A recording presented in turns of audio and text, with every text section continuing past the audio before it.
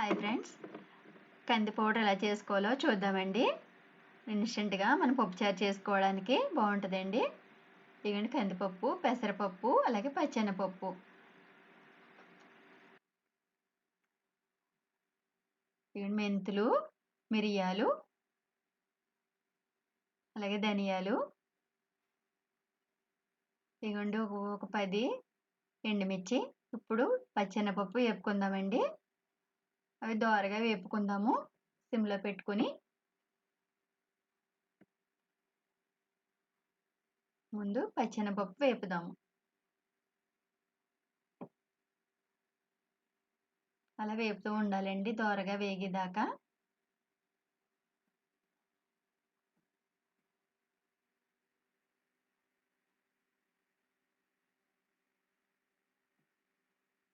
ఇలా బాగా వేపుకోవాలి. దీని కలర్ మారింది చూసారా, అలా మారేలాగా దోరగా వేపుకోవాలి. ఇప్పుడే పక్కకి తీసేసుకుందాం. ఇప్పుడు కందిపప్పు, పెసరపప్పు కలిపేసి వేపేసుకుందాం. ఒకే క్వాంటిటీలో తీసుకున్నానండి. ఒకే గ్లాస్ పెట్టుకుంటే మెజర్మెంట్లో తీసుకున్నాను ఈ 3 పప్పులు కూడా.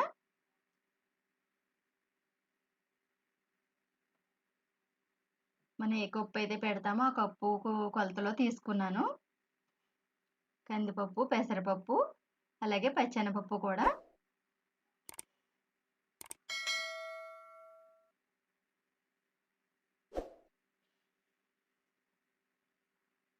ఇలా దోరగా వేపుకోవాలండి.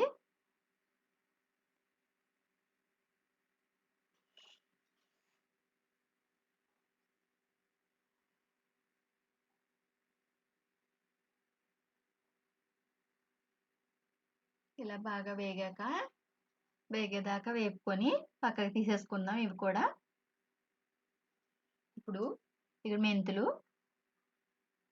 ఒక స్పూన్ మెంతులు, ఒక పెద్ద స్పూన్ అండి, పెద్ద స్పూన్ మెంతులు. అలాగే ధనియాలండి, 4 స్పూన్లు ధనియాలు.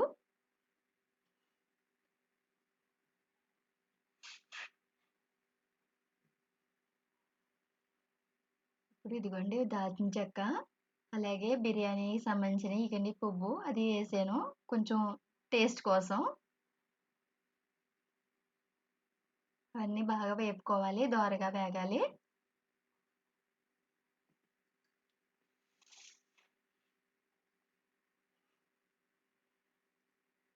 ఇప్పుడు మిరియాలండి, ఒక స్పూన్ మిరియాలు, ఇది కూడా ఒక పెద్ద స్పూన్ మిరియాలు.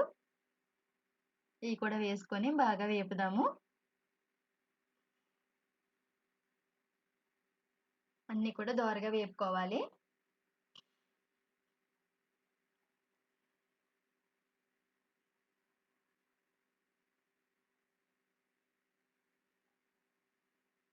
ఇగోండి ఎండుమిర్చి, ఒక 10 ఎండుమిర్చిని మనం ఇలా ముక్కల కింద తుంపేసుకొని ఇవి కూడా వేసుకొని బాగా వేపుదాము.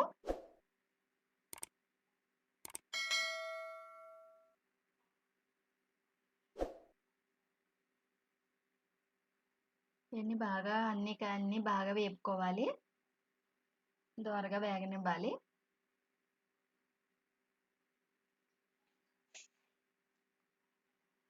ఇదిగోండి ఎండుమిర్చి, ఈ మసాలా దినుసులు మాత్రం మనం ఇలా మిక్సీ పట్టేసామండి మెత్తగా పౌడర్ కింద. అలాగే కందిపప్పు, పెసరపప్పు, పచ్చెనపప్పు ఇవి కూడా 3 కలిపి మనం ఇలా మిక్సీ పట్టేసాం పౌడర్ కింద.